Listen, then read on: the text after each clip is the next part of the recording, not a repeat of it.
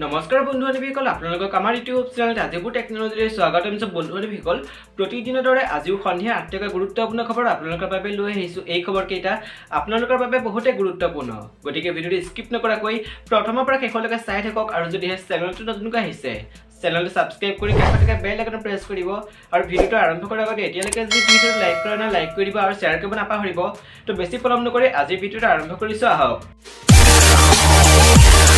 আজিৰ সন্ধিয়া প্ৰথম এটা বহুতে গুৰুত্বপূৰ্ণ এটা খবৰ আহিছে। প্ৰথম খবৰটো হৈছে ৰাজ্যত নিৰ্বাচনী হিংসা। অসম জাতীয় পৰিষদৰ কাৰ্যালয়ত আঁৰি থোৱা বেনাৰ পোষ্টাৰ ফালি পেলোৱাৰ লগতে আচবাব ভাঙি লণ্ডভণ্ড। ৰাজ্যত সমাগত নিৰ্বাচনৰ প্ৰাক মুহূৰ্তত ৰাজ্যত সংঘটিত হৈছে নিৰ্বাচনী হিংসাৰ ঘটনা। এইবাৰ সোণাৰী সমষ্টিত নিৰ্বাচনী হিংসাৰ ঘটনা। দুৰ্বৃত্তই যোৱা নিশা সাপেখাতিৰ ধুনীয়া পথাৰত অনুষ্ঠিত লংকটীয়াৰ অসম জাতীয় পৰিষদৰ কাৰ্যালয়টো লণ্ডভণ্ড কৰে। লগতে কাৰ্যালয়টো আঁৰি থোৱাৰ বেনাৰ পোষ্টাৰসমূহ ফালি পেলোৱাৰ লগতে আচবাবসমূহ লণ্ডভণ্ড কৰে। কাৰাৰুদ্ধৰ পুত্ৰৰ হৈ নিৰ্বাচনী প্ৰচাৰত নামি পৰিছে শাৰীৰিকভাৱে অসুস্থ মাতৃ প্ৰিয়তা গগৈ। শিৱসাগৰৰ 108 নং সমষ্টিত পুত্ৰৰ হৈ নিৰ্বাচনৰ প্ৰচাৰ কৰে মাতৃয়ে। ৰাইজে ৰজা মূল ল'ৰাটোক নিয়াৰ গোচৰত নিষ্ঠুৰভাৱে কাৰাবন্দী কৰি থোৱা হৈছে। মই এইটো বেমাৰী দেহাৰে আহিছোঁ, আপোনালোকে বিপুল ভোটত ভোট দি মূল ল'ৰাটোক উদ্ধাৰ কৰি মুক্ত কৰি দিয়ে যেন। যোৱা 8 মাৰ্চত আগন্তুক নিৰ্বাচনৰ বাবে অখিল গগৈ শিৱসাগৰ আৰু মৰিয়নিৰ পৰা মনোনয়ন দাখিল কৰিছিল যদিও অৱশেষত মৰিয়নিৰ নিৰ্বাচন নেখেলাৰ সিদ্ধান্ত লয় দলটোৰ সভাপতিগৰাকীয়ে। এক ভিডিঅ' কনফাৰেন্সিঙৰ জৰিয়তে গুৱাহাটী মেডিকেল কলেজ হাস্পতালত মনোনয়ন পত্ৰ দাখিল কৰিছিল অখিল গগৈয়ে। সম্প্ৰতি শিৱসাগৰ 108 নং সমষ্টিৰ পৰা নিৰ্বাচন খেলিব অখিল গগৈয়ে। ৰূপজ্যোতিৰ দুৰ্গত কঁপনি তুলি হিমন্ত বিশ্ব শৰ্মা নিৰ্বাচনী প্ৰচাৰ ক'লে, মৰিয়নিত বিজেপিৰ প্ৰাৰ্থী জয়ী হ'লে উন্নয়নৰ দায়িত্ব মোৰ। ৰূপজ্যোতি কৰ্মী দুৰ্গ মৰিয়নি সমষ্টিত বুধবাৰে সন্ধিয়া বিজেপি প্ৰাৰ্থী ৰমণী তাঁতী হৈ নিৰ্বাচনী প্ৰচাৰ চলে মন্ত্ৰী ডক্টৰ হিমন্ত বিশ্ব শৰ্মাই। মৰিয়নিৰ কাটনিবাৰী চাহ বাগিচাৰ পৰা মৰিয়নি নগৰৰ মাজেৰে পদযাত্ৰা কৰি সোণোৱাল চাহ বাগিচালৈকে নিৰ্বাচনী প্ৰচাৰ চলাই হিমন্ত বিশ্ব শৰ্মাই। মৰিয়নিত হিমন্ত বিশ্ব শৰ্মা পদযাত্ৰাত 10 সহস্ৰাধিক লোকে শিলডাল ভাঙি অংশগ্ৰহণ কৰে। এই নিৰ্বাচনী প্ৰচাৰে মৰিয়নিত ৰূপজ্যোতি কৰ্মীয়ে ভেটিৰ এক প্ৰকাৰৰ কঁপাই তুলিলে। মৰিয়নিৰ 3টা কাৰ্যকালৰ বিধায়ক ৰূপজ্যোতি কৰ্মী কৌশলপূৰ্ণ মন্তব্যত আক্ৰমণ কৰে হিমন্ত বিশ্ব শৰ্মাই। ৰূপজ্যোতি কৰ্মীয়ে প্ৰায় টিভিৰ আগত 2টা নাচ মাৰি চৰ্চাত থাকিবলৈ বিচাৰে বুলি উল্লেখ কৰি মন্ত্ৰীগৰাকীয়ে আৰু কয়, ৰূপজ্যোতি কৰ্মীৰ দৰে তেওঁলোকে ৰাজনীতি নকৰে। ৰূপজ্যোতিয়ে মৰিয়নি য'তে ত'তে বহি প্ৰতিবাদ কৰি থাকে, উদ্দেশ্য টিভিত ওলাই থকাটো। এনেদৰে য'তে ত'তে মাটিত বহি থকা মানুহক নিৰ্বাচনত বহাই থ'ব লাগে বুলি ৰাইজক উদ্দেশ্যি মন্তব্য কৰে হিমন্ত বিশ্ব শৰ্মাই। মৰিয়নি সমষ্টিটোক অসমৰ ৰাইজে এই বুলি চিনি পায় যে ইয়াত এজন চিঞৰ বাখৰ কৰি থাকি ভাল পোৱা বিধায়ক আছে। এই খালী ঠাইত থকা শব্দটো মই কোৱা নাই, আপোনালোকে শব্দটো নিজে ভৰাই ল'ব। কিন্তু মৰিয়নিৰ ৰাইজে এবাৰ পৰিৱৰ্তন বিচাৰিছে, তাৰ প্ৰমাণ আমাৰ লগত ৰাজপথলৈ ওলাই অহা এই হাজাৰ হাজাৰ লোক। মন্ত্ৰী ডক্টৰ হিমন্ত বিশ্ব শৰ্মাই এনেদৰে কয়। বিধায়ক হিচাপে ৰূপজ্যোতি কৰ্মীয়ে ব্যৱহাৰ কৰা কামৰ কৌশলেৰে সমষ্টিৰ উন্নয়নৰ নহয় বুলি উল্লেখ কৰি হিমন্ত বিশ্ব শৰ্মাই মৰিয়নিবাসীক ৰাইজক কয়, এইবাৰ মৰিয়নি সমষ্টিত বিজেপিৰ প্ৰাৰ্থী জয় হ'লে মৰিয়নি সমষ্টিৰ উন্নয়নৰ দায়িত্ব ল'ব তেওঁ নিজেই।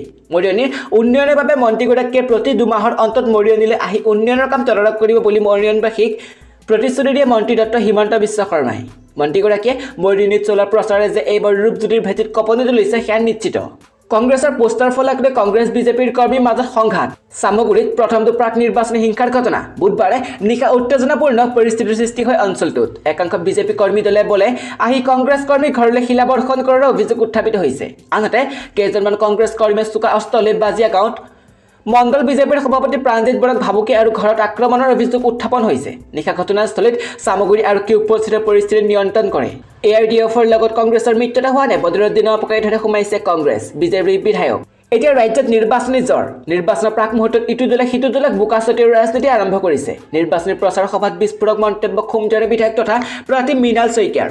ARDFৰ লগত কংগ্ৰেছৰ মিত্ৰতা হোৱা নাই বদৰুদ্দিন পকেটতে সোমাইছে কংগ্ৰেছ। কংগ্ৰেছে ভাবে বদৰুদ্দিনক দেখিলে অসমৰ ৰাইজে কংগ্ৰেছক ভোট দিব। লগতে কয়, খুমটিয়াৰ সংখ্যালঘু অঞ্চলত নিষিদ্ধ হৈছে কংগ্ৰেছ। বিজেপি অহাৰ পিছতে উন্নয়ন হৈছে সংখ্যালঘুসকলৰ। সংখ্যালঘু লোকসকলৰ ভোট লৈ খুমটিয়াৰ অঞ্চলত কংগ্ৰেছে সুখন চলাই আহিছিল। শীঘ্ৰে বৃদ্ধি পাব চৰকাৰী কৰ্মচাৰীৰ দৰমহা, পেঞ্চনাৰসকলৰ বিশেষ উপহাৰ কেন্দ্ৰৰ। কেন্দ্ৰীয় চৰকাৰৰ অধীনস্থ কৰ্মচাৰীসকলে অতি শীঘ্ৰে লাভ কৰিব পাৰে এটা ভাল খবৰ, যিয়ে মহামাৰী কৰোণা ভাইৰাছৰ বাবে অহা বিত্তীয় প্ৰত্যাহ্বানসমূহৰ সৈতে মোকাবিলা কৰিবলৈ সহায় কৰিব পাৰে। কেন্দ্ৰীয় চৰকাৰে ইয়াৰ অধীনস্থ কৰ্মচাৰী আৰু পেঞ্চনাৰসকলৰ বাবে আগন্তুক ৰঙৰ উৎসৱ হোলীৰ সময়তে DA ঘোষণা কৰিবলৈ সাজু হৈছে। যিহেতু বিগত বছৰত চৰকাৰে মহামাৰী কৰোণা ত্ৰাসৰ বাবে কেন্দ্ৰীয় চৰকাৰৰ কৰ্মচাৰী আৰু পেঞ্চনাৰসকলৰ DA বন্ধ কৰাৰ সিদ্ধান্ত লৈছিল।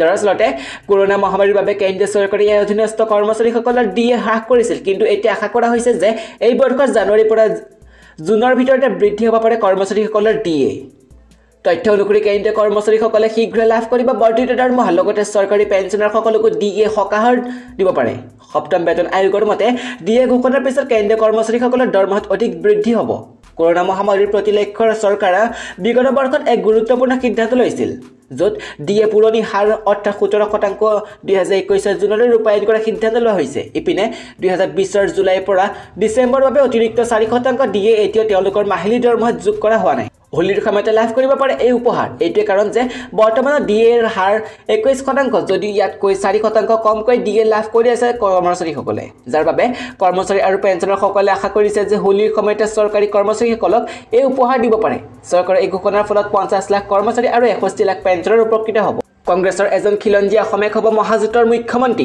কংগ্ৰেছৰ এগৰাকী খিলঞ্জীয়া অসমীয়া মহাজোঁট চৰকাৰৰ মুখ্যমন্ত্ৰী হ'ব প্ৰদেশ কংগ্ৰেছৰ মুখ্য কাৰ্যালয়ত ৰাজীৱ ভৱনত আজি আয়োজিত এখন সংবাদমেলত এআইচিচিৰ মুখপাত্ৰ প্ৰফেসৰ গৌৰৱ বল্লভে এই মন্তব্য কৰে সেইদৰে কংগ্ৰেছৰ 5টা গেৰাণ্টি দলটোৰ শপতনামা বুলি উল্লেখ কৰি তেওঁ কয় যে প্ৰতিগৰাকী গৃহিণীক মাহে 2000 টকাকৈ দিয়াৰ যি গেৰাণ্টি দিয়া হৈছে সেই সকলো গৃহিণীয়ে লাভ কৰিব চৰকাৰ গঠনৰ পিছতে প্ৰথম কেবিনেটে সেই সিদ্ধান্ত গ্ৰহণ কৰিব এমাহৰ ভিতৰতে সেই ধন একাউণ্ট যোগে দিয়াৰ ব্যৱস্থা কৰিব একেদৰে প্ৰতিটো পৰিয়ালক মাহে 200 ইউনিট বিদ্যুতৰ বিনামূলীয়া যোগানৰ বাবদ চৰকাৰৰ প্ৰতি মাহে 4000 কোটি টকা খৰচ হ'ব বুলি উল্লেখ কৰি তেওঁ কয় গ্যাৰাণ্টিসমূহ ৰূপায়ণৰ বাবে বাজেটত ধাৰ্য কৰা পুঁজিৰ 10% ব্যয় হ'ব ইপিনে এআইচিচিৰ আন এগৰাকী মুখপাত্ৰ সুপ্ৰিয়া সিনহাতে সংবাদমেলত মহাজোঁটৰ চৰকাৰ প্ৰথমখন কেবিনেটৰ প্ৰতিগৰাকী গৃহিণীক 2000 টকা দিয়াৰ সিদ্ধান্ত গ্ৰহণ কৰিব বুলি প্ৰকাশ কৰে তেওঁ আৰু কয় যে মূল্য বৃদ্ধি আৰু নিবনুৱা সমস্যাৰ প্ৰত্যক্ষ প্ৰভাৱ সদায় সকলো স্তৰৰ মহিলাৰ ওপৰতে পৰে যথেষ্ট কষ্টৰ বিনিময়ত মহিলাসকলে পৰিয়াল তথা সুস্থ সমাজ গঠনৰ বাবে ত্যাগ স্বীকাৰ কৰাৰ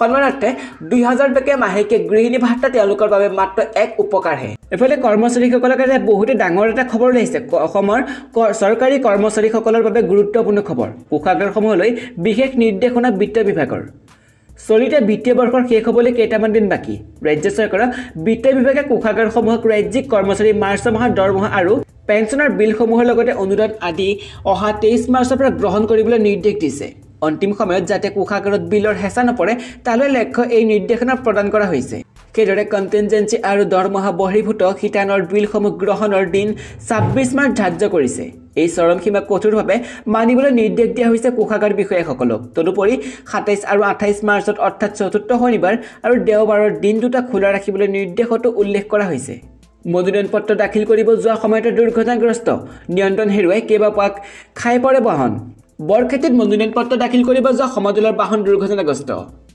বৰক্ষেত্ৰীৰ চকৰিঘাটত নিয়ন্ত্ৰণহীন সংঘটিত হয় টেম্পু দুৰ্ঘটনাত 10 গৰাকী লোক আহত হয় আহত কেইগৰাকী লোকক ততাতৈয়াকৈ মুকালমুৱা চিকিৎসালয়ত ভৰ্তি কৰা সমদলত থকা অন্যসকলে গুৰুতৰভাৱে আহত হোৱা 3 গৰাকী গুৱাহাটী চিকিৎসা মহাবিদ্যালয়ৰ প্ৰেৰণ আনহাতে আটাইকেইজন ঘৰৰ দৌলাখালত বিজেপি প্ৰাৰ্থী নাৰায়ণ ডেকাৰ মনোনয়ন দিবলৈ সমদলত যোৱা লোক আছিল নলবাৰীৰ পৰা উভতি আহি আছিল সমদলটো আগন্তুক 18 আৰু 19 মাৰ্চত মহানগৰীত সলনি হ'ব যান বাহনৰ ব্যৱস্থা জনসাধাৰণে কেনেদৰে কৰিব পাৰিব যাতায়াত চাও আহক আমাৰ এই প্ৰতিবেদন ৰাজ্যজুৰি নিৰ্বাচনৰ বতৰ ৰাজ্যত নিৰ্বাচনৰ বাবে প্ৰাৰ্থীসমূহে ইতিমধ্যে মনোনয়ন পত্ৰ দাখিল কৰি আছে অহা 18 আৰু 19 তাৰিখে জালুকবাৰী সমষ্টিৰ প্ৰাৰ্থী তথা মন্ত্ৰী ডক্টৰ হিমন্ত বিশ্ব শৰ্মা আৰু পূব গুৱাহাটী সমষ্টিৰ প্ৰাৰ্থী তথা মন্ত্ৰী সিদ্ধাৰ্থ ভট্টাচাৰ্য মনোনয়ন পত্ৰ দাখিল কৰিব সেইবাবে এই দুদিনত গুৱাহাটীত সালসলনি হ'ব পথৰ চলাচল যান বাহনৰ নতুন নিৰ্দেশনা সন্দৰ্ভত আজি যান বাহন উপ আৰক্ষীৰ আয়ুক্তই এক সংবাদমেল যোগে এই কথা সদৰি কৰিছে 18 মাৰ্চ বৃহস্পতিবাৰে মনোনয়ন দিব পূব গুৱাহাটী সমষ্টিৰ প্ৰাৰ্থী তথা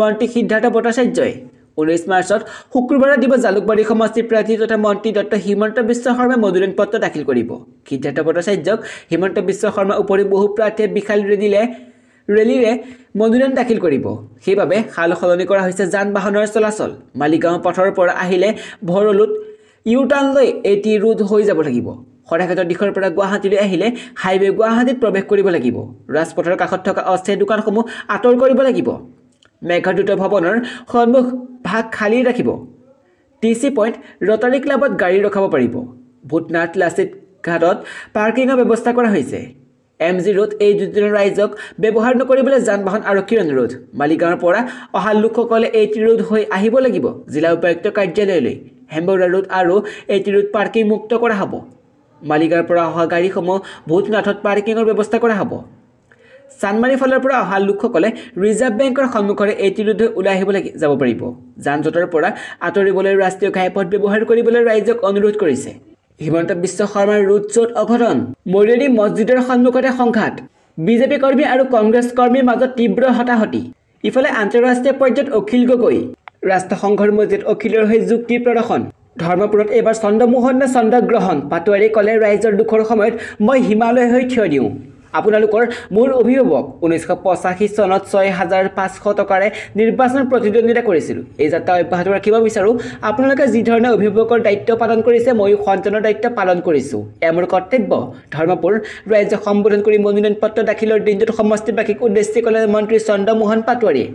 পাটোৱাৰী ক'লে, সমষ্টিত মই সদায় আহি নাথাকোঁ, এইটো কথা সঁচা।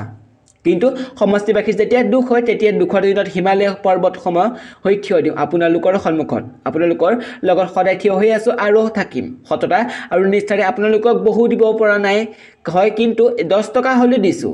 যোৱা 5 বছৰ দিনত সময় দিব নোৱাৰিলোঁ। পুৱা 4:30 বজালৈ লগ কৰিছোঁ, ফোনত খবৰ লৈছোঁ, বানপানীৰ সময়ত সদায় আছোঁ।